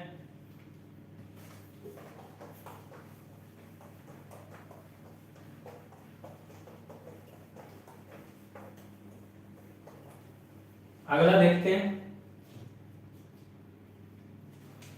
सबसे छोटा टाइगर रिजर्व, ये बात हो चुकी है, नामेरी है ना, अभी मैंने बताया। सबसे बड़ा नागार्जुन सागर, सबसे छोटा नामेरी। फॉरेस्ट स्कूल कब बना, तो देखो फॉरेस्ट स्कूल ये कब बना, 1878 में, लेकिन बाद में इसका नाम क्या हो गया, फॉरेस्ट रिसर्च इंस्टीट्यूट। बाद में इसका नाम क्या रख दिया, फॉरेस्ट रिसर्च इंस्टीट्यूट। तो इन्हीं की वेबसाइट पे जाओगे तो ये सारी डिटेल मिल जाएगी इस इंस्टीट्यूट की। तो ये खुद ही बता रहे हैं कि कब इनका निर्माण हुआ, तो आप लोग क्यों इस पर कंफ्यूज हो रहे हो। ये क्वेश्चन मैंने पहले भी क्लियर करा दिया। जो अगला आ रहा है सामाजिक वानिकी, कमेंट में भी कराया था, ग्रुप में भी डाला था, क्योंकि ये आपका क्लास में थोड़ा सा रॉन्ग डेटा पढ़ा दिया गया था।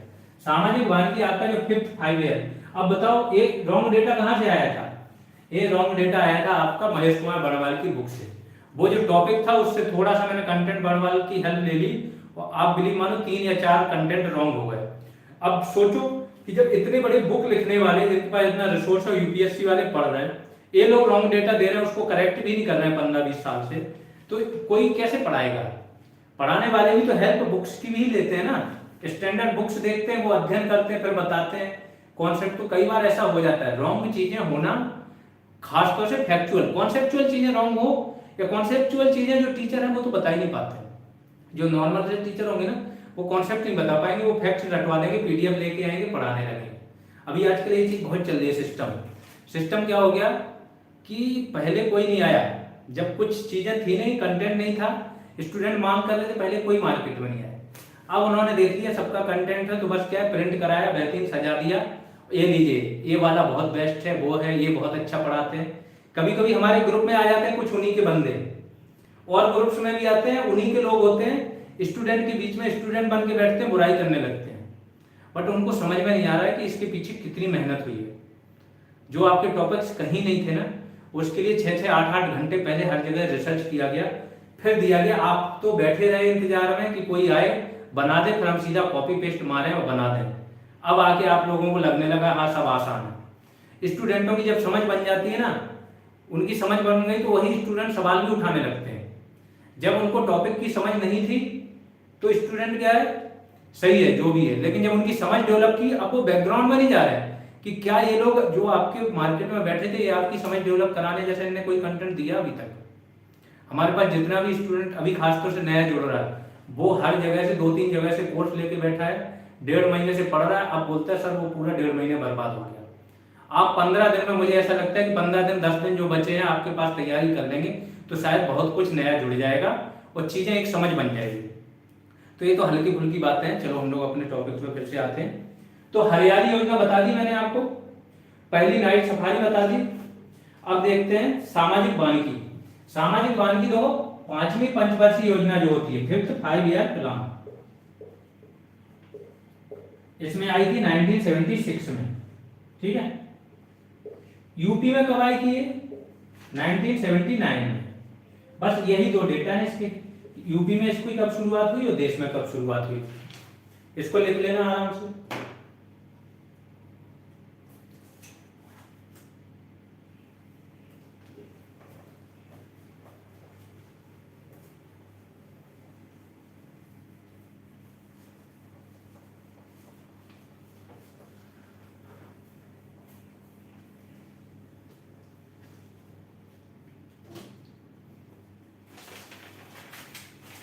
अगला डाउट है आपका CATS।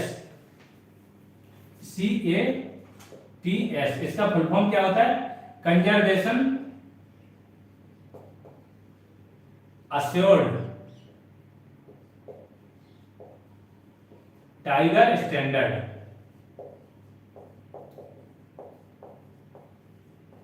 CATS होता है, ये उसको मिलाया जाता है जो टाइगरों के संरक्षण के लिए कुछ स्टैंडर्ड होते हैं, उनको फॉलो कर लेते हैं, तो उन टाइगर रिजर्व को CATS की मान्यता मिल जाती है। कभी कभी टाइगर रिजर्व के बाहर के क्षेत्रों को भी मिलती है, जैसे 3 ऐसे क्षेत्र थे जहां पे टाइगर रहते तो थे, लेकिन वो टाइगर रिजर्व नहीं थे, उनको भी मिला था। लेकिन हम लोग बात करेंगे किसको? टाइगर रिजर्व को।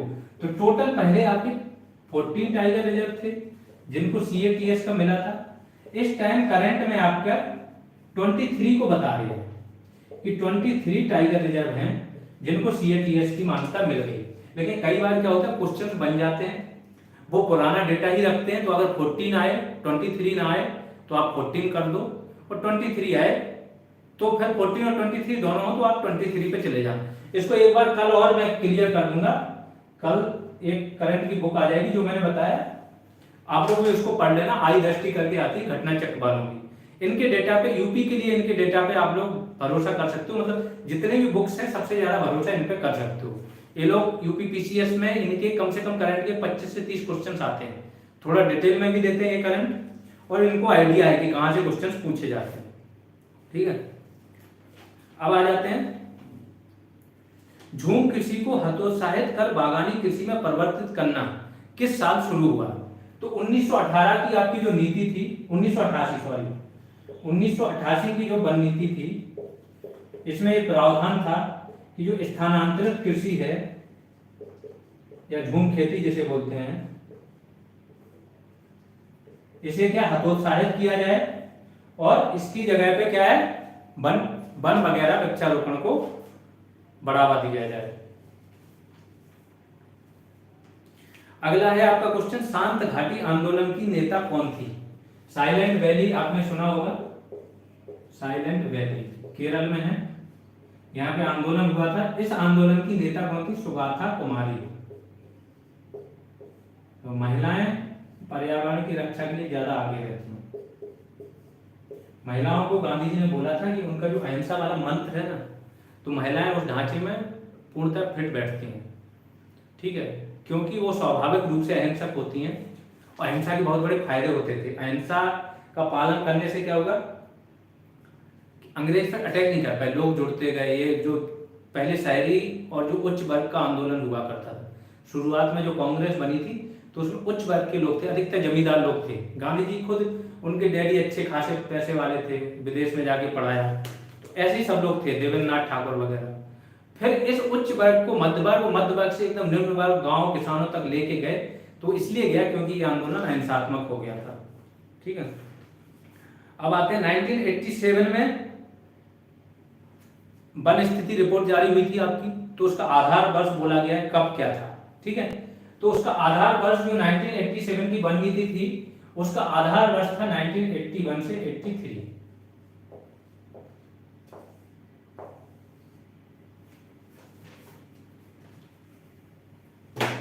अगला क्वेश्चन देखते हैं।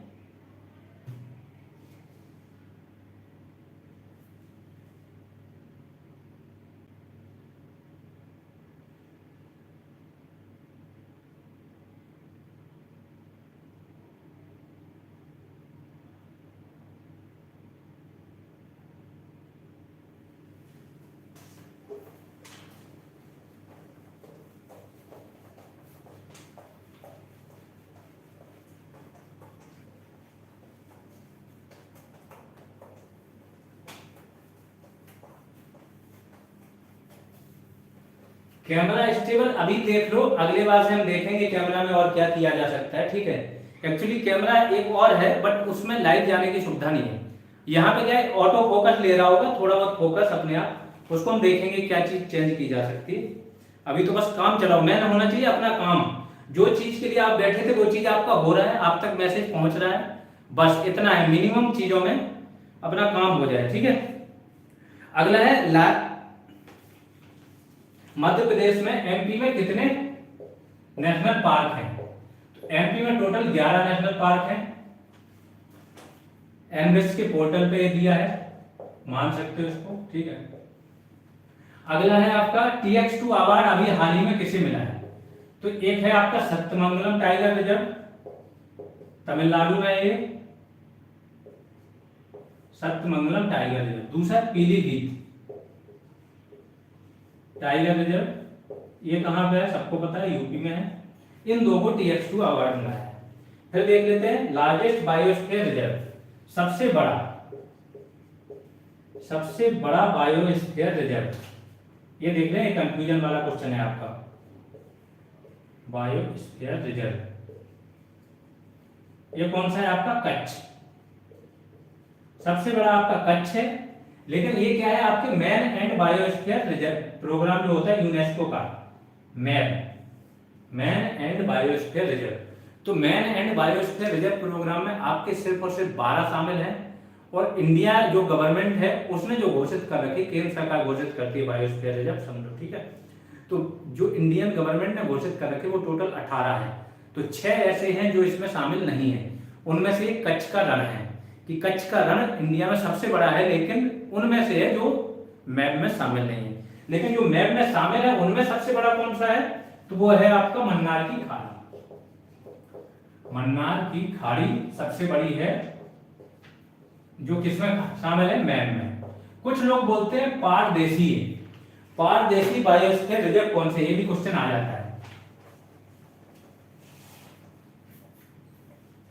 तो इसको भी ध्यान रखो, पारदेशी क्या होता है।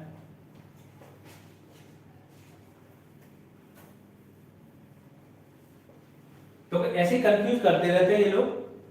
पारदेशी ट्रांस कंट्री मतलब एक देश की सीमा से परे हो। तो ये देश है, यहाँ पे श्रीलंका है, और आपका यहाँ पे ये पूरी आपकी खाड़ी होती है, मन्नार की खाड़ी। यहाँ पे आपकी एक पाक स्ट्रेट भी होती है, पाक स्ट्रेट इसको बोलते हैं, जल संधि, जो भारत को श्रीलंका से अलग करती है। ठीक है, तो मन्नार की खाड़ी ऐसी क्या है, इंडिया की सीमा से समुद्री है, मरीन चीज है, मरीन बायोस्फीयर रिजर्व है। ठीक, तो मन्नार की खाड़ी अब समझ में आ गया, ये तो एक पारदेशी में भी आ जाएगा।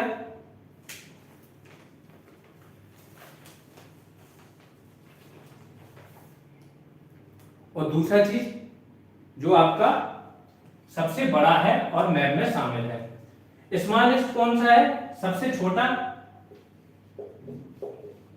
छोटा बायोस्फीयर रिजर्व जो मैप में शामिल नहीं है आपका, वो कौन सा है? डिब्रू सैखोवा।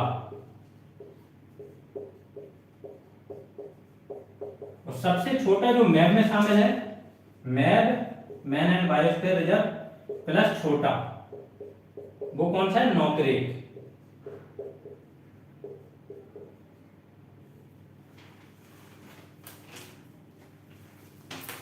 अगले पे आ जाते हैं।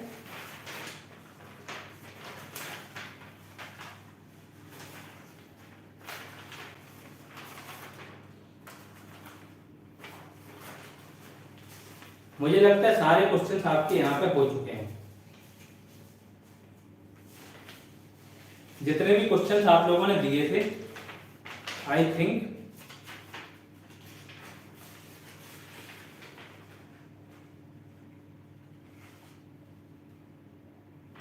हो चुके हैं।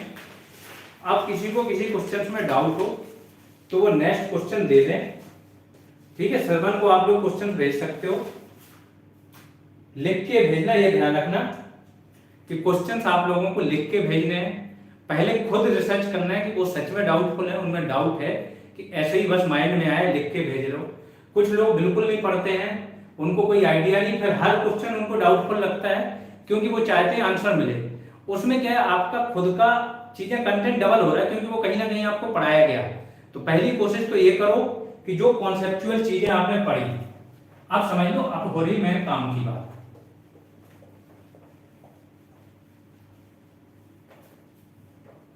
कि जो कॉन्सेप्चुअल चीजें आपने पढ़ी, अगर कॉन्सेप्ट पढ़ लिया तो उस कॉन्सेप्ट को लगाओ, ये लगाना आपकी जिम्मेदारी है। जो भी आंसर निकले वही परफेक्ट आंसर है।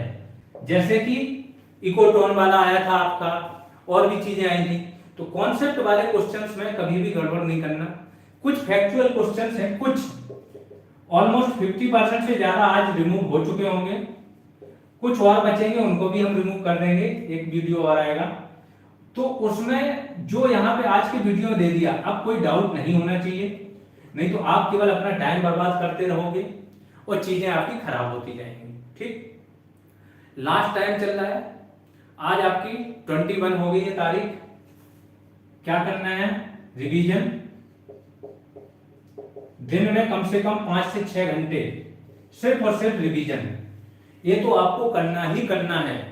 और ज्यादा कर सको तो और, ये मैंने मिनिमम बता दिया, ठीक है।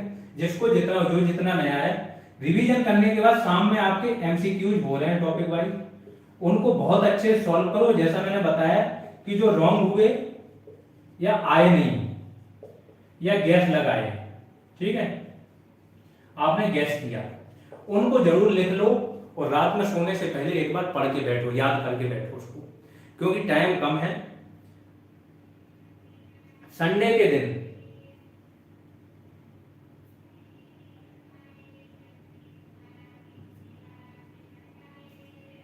दिन आपके हो सकता है 3 टेस्ट हो। दूसरी चीज हम कोशिश करेंगे कि 150 ही क्वेश्चंस रखे जाएं, बहुत ज्यादा क्वेश्चंस हो जाते हैं, स्टूडेंट्स को दिक्कत हो जा रही है, तो क्वेश्चन हम 150 ही रखने की कोशिश करेंगे। कुछ क्वेश्चंस ऐसे करेंगे कि जिन स्टूडेंट्स को एक्स्ट्रा चाहिए उनको हम एक्स्ट्रा बना के दे दिया करेंगे, जिस उसमें आपकी है, ठीक है। ये चीज करेंगे।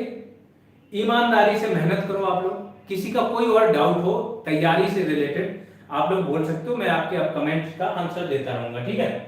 केवल तैयारी वाला, ये डाउट्स आपको लिख के भेजने हैं क्या इसमें, क्योंकि बिल्कुल मुझे भी एक बार इसको वेरीफाई करना पड़ेगा। ऐसा नहीं कि फिर से मैंने कुछ बोल दिया और उसमें कहीं डेटा गलत हो गया तो फिर वो बार बार आप वही चीज करते रहोगे। तो जो भी आपके डाउट्स है, या तो कॉन्सेप्ट वाला कोई डाउट है तो अभी बोल सकते हो, अभी हो जाएगा रिमूव, नहीं तो वो क्वेश्चन आप केवल भेज देना, ठीक है। क्वेश्चन भेज दोगे तो हम क्या करेंगे, उसको वेरीफाई करके 2-3 जगह से फिर आपको जो भी देंगे उस पर आप श्योर रहोगे, जो भी आपके डाउट्स हैं। तो अभी जिसके जो भी क्वेश्चन है आप लोग बोल सकते हो, जो भी डाउट्स हैं तैयारी से रिलेटेड, कोई प्रॉब्लम है। संगीता चौहान, सर नंबर कम आ रहे हैं टेस्ट में। देखो, अगर टॉपिक वाइज टेस्ट में आपके नंबर कम आ रहे हैं तो सिंपल सा मतलब ये है कि आपको वो जो क्वेश्चन आपके रॉन्ग हुए उनको पहले तो आप रिवीजन करो, रिवीजन आपका सही से नहीं हुआ, फर्स्ट थिंग। दूसरी चीज कि जो क्वेश्चन आपके रॉन्ग हुए उनको अगर लिख के आपने याद कर लिया तो ये ध्यान रखना, जो टॉपिक वाइज एमसीक्यूज हो रहे हैं उससे ज्यादा क्वेश्चन आपके बन ही नहीं सकते उस टॉपिक से। तो अगर आपने बचे हुए क्वेश्चन याद कर लिए तो अगला अगर उसी टॉपिक पे टेस्ट होगा तो आप टॉप कर जाओगे, कोई भी है। तो ये टेस्ट हो ही इसलिए रहे हैं कि क्वेश्चंस आपके सामने आ जाए कि आपको कौन कौन से नहीं आ रहे हैं, वो आप लिख लो और याद कर लो। याद करना इसलिए आसान हो जाएगा क्योंकि आपकी समझ बनी हुई है, ठीक है। बाकी जो स्ट्रेटजी डाली है कि पढ़ना कैसे है, क्या है, वो चीज आप सुधार कर सकते हो। और बताइए, और किसी का कोई क्वेश्चन हो, किसी के कोई भी डाउट्स है वो बोल सकता है।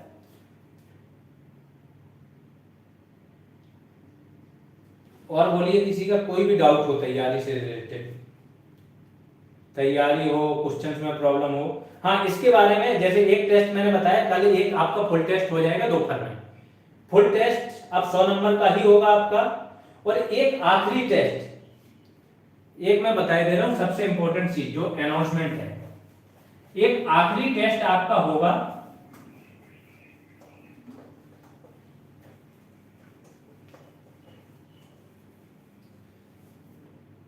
जो आपका लास्ट टेस्ट होगा, शॉर्ट क्वेश्चंस का होगा, 28 अप्रैल को होगा। बिल्कुल उसी फॉर्म में होगा जैसे यूपी ट्रिपल एस सी बंद होगा आपका मेंस लेगा। सारे क्वेश्चंस जो है एक एक क्वेश्चंस मैं बनाऊंगा उसको, और उन क्वेश्चंस में कोई डाउट नहीं रहेगा वो, और वो टेस्ट आपकी पूरी जांच कर देगा कि आप किस लेवल पे हो। ठीक है, तो आखिरी टेस्ट के लिए आप लोग रेडी रहना। आखिरी टेस्ट 28 अप्रैल को हो जाएगा, 2 घंटे का ही होगा, बट काफी जल्दी कर लोगे। जिस हिसाब से आप लोगों की स्पीड बढ़ गई है कि 300 क्वेश्चन आप लोग 1.5 घंटे में कर दे रहे हो, तो आराम से वो चीज हो जाएगी। सर एमसीक्यूज में जो क्वेश्चन के आंसर गलत हो उनका क्या करें? तो आपको बोला है ना, एमसीक्यूज में भी जो क्वेश्चन के आंसर गलत है आप उनको लिख के भेजिए। क्वेश्चन के आंसर कैसे गलत हो रहे हैं मुझे ये बताइए। आंसर वहां से गलत हो रहे हैं क्योंकि आपने 10-10 बुक वालों ने 100 में से 5 क्वेश्चन उनके गलत मिल रहे हैं। स्टूडेंट्स ने कहां से कलेक्ट किए क्वेश्चन? अलग अलग जगह से जो रिसोर्स हैं, खुद से तो बनाए नहीं। अब वो गलत जब रिसोर्स में ही गलत दिए हैं, बुक्स में गलत दिए, तो कोई क्या करे? हाँ, हमारी ये जिम्मेदारी जरूर बनती है कि अगर वो गलत हुए आप नोट करोगे, नोट करके लाओगे सामने, तो हम उसको क्या करेंगे, ऐसी एक क्लास ले आएंगे, वो भी खत्म हो जाएंगे। ज्यादा से ज्यादा 4-5, जैसे अगर 200 क्वेश्चन मिले हैं 150, 4-5 क्वेश्चन में आपको डाउट है, आप उनको नोट कर लो। ठीक है, उनको नोट करने के बाद आप वो क्वेश्चंस भेज दो, सर्वर के पास भेज दो। एक वीडियो क्लास आएगी, जैसे आज के रिमूव हो गए, एक और वीडियो क्लास आएगी, सारे रिमूव हो जाएंगे 4-5 टेस्ट मिला के। अब आप उसमें कंफ्यूज रह के अपना पूरा टाइम खराब करोगे घंटों के हिसाब से, तो फिर आप अपने आप को सीमित कर रहे हो ना। आप क्या चाह रहे हो? एक टॉपिक से अगर कोई 200-250 क्वेश्चन बनाएगा, कहीं पे मिल रहे हैं क्या? 26 टॉपिक से भी 200 क्वेश्चन बनाने में प्रॉब्लम होती है लोगों को। अगर वो मिल रहे हैं तो उसमें कुछ एरर आ रही है, तो इसका मतलब वो संस्था है, वो चीज तो खत्म नहीं कर सकते ना। वो 150-200 क्वेश्चन आपको फायदा तो मिल रहा है ना। 4-5 जिसमें भी कंफ्यूजन है, जो रॉन्ग है, डाउटफुल है, उसका सिंपल सा मतलब है कि वो अलग अलग बुक्स में अलग अलग आंसर दे रखा है। अब बुक से तो आप पढ़ोगे, बुक से ही क्वेश्चन बने हैं बहुत सारे, तो उसका सिंपल सा समाधान मैंने बताया कि यही है कि आप उसको नोट करो, जो मोस्ट एप्रोप्रिएट आंसर होगा वो हम आपको करा देंगे। और बोलिए सर लास्ट टेस्ट हम लोगों की धड़कनें बढ़ाएगा? बिल्कुल नहीं, देखो घबराने वाली कोई चीज है ही नहीं। ठीक है, घबराने वाली चीज बिल्कुल नहीं है, क्योंकि घबराने को नहीं होता। आपकी तैयारी इतनी बेस्ट हो चुकी होगी ना कि लास्ट टेस्ट आपके लिए बहुत आसान होने वाला है। आप जब देने बैठोगे, हाँ थोड़ा स्टैंडर्ड उसको वही रखा है, ना बहुत ज्यादा टफ रखा जाएगा ना बहुत ज्यादा इजी, मॉडरेट उसका स्टैंडर्ड रखेंगे, जैसे यूपी ट्रिपल एस सी पूछ सकता है क्वेश्चंस। ठीक है, और उसमें घबराने वाली बात इसलिए नहीं है क्योंकि इतनी तैयारी आप करके जा चुके होगे ना कि कोई दिक्कत नहीं होनी चाहिए।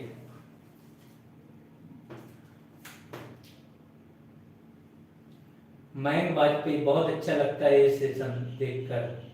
मयंक बेहतरीन, आराम से आप पढ़ो, अच्छा लगा आपकी वापसी देख के, मेहनत करो।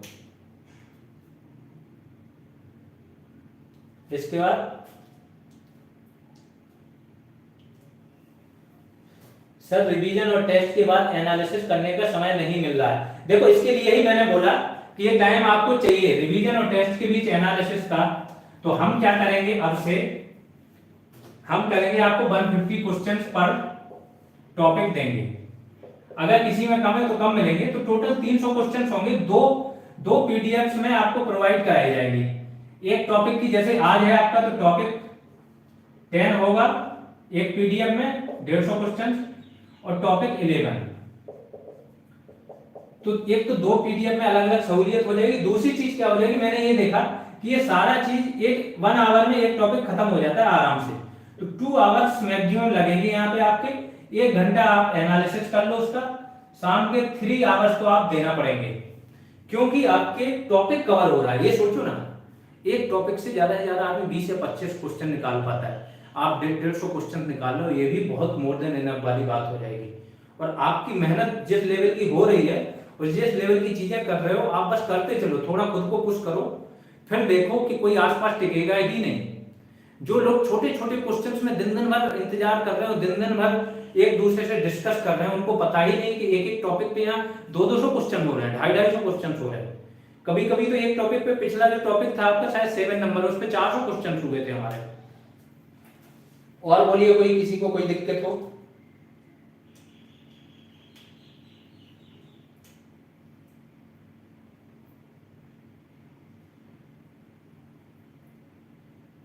सर मैंने केवल आपके वैल्यू एडिशन और रेगुलर क्लासेज के नोट्स के अलावा कुछ नहीं पढ़ा है, कुछ नहीं पढ़ रहा हूँ।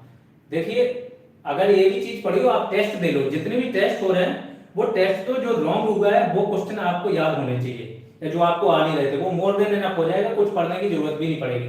प्लस ये करेक्शन कर लेना जो करेक्शन वीडियो आ रहे हैं, ठीक है। सर फॉरेस्ट पॉलिसी कितनी आई है अब तक?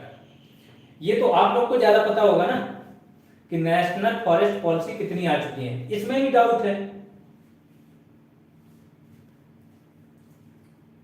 52 आई है आपकी, उसके बाद आज ही तो करा दी आई थिंक।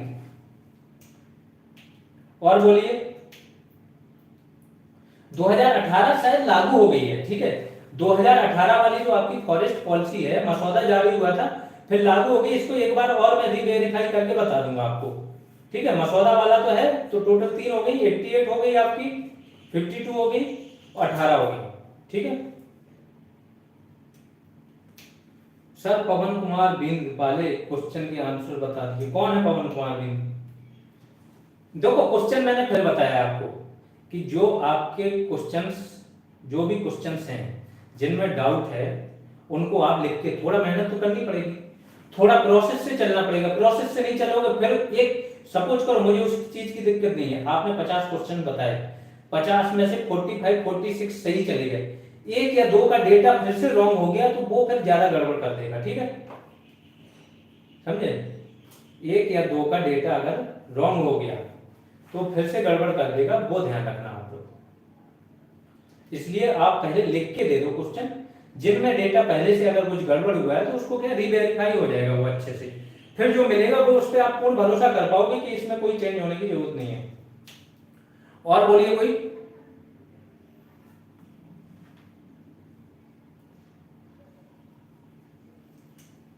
और किसी को स्ट्रेटजी रिलेटेड कोई प्रॉब्लम हो, पढ़ाई रिलेटेड हो तो अभी बोले, क्योंकि काफी लंबा सेशन ऑलरेडी हो गया।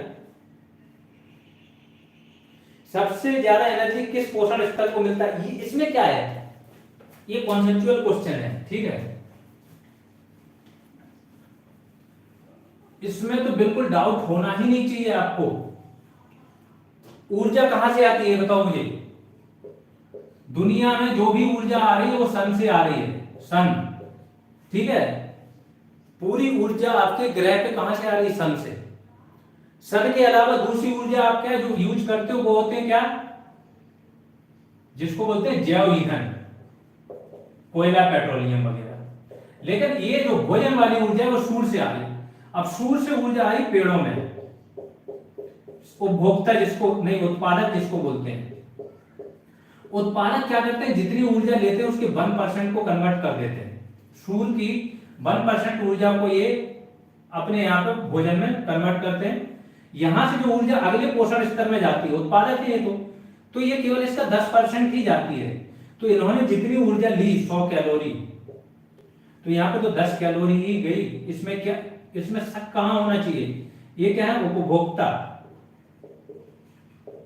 तो ये इसका 10% ही यूज कर पा रहे हो, तीसरा वाला और कम कर पाएगा। तभी तो जो ऊर्जा का पिरामिड होता है पोषण स्तर पे देखो तो हमेशा सीधा होता है। सबसे नीचे वाले पोषण स्तर में सर्वाधिक ऊर्जा, दूसरे वाले उससे कम और तीसरे वाले उससे कम। तो सिंपल है, किस पोषण स्तर में ऊर्जा क्या होती है। हर अगले पोषण स्तर में ऊर्जा क्या होगी आपकी, कम होती चली जाएगी।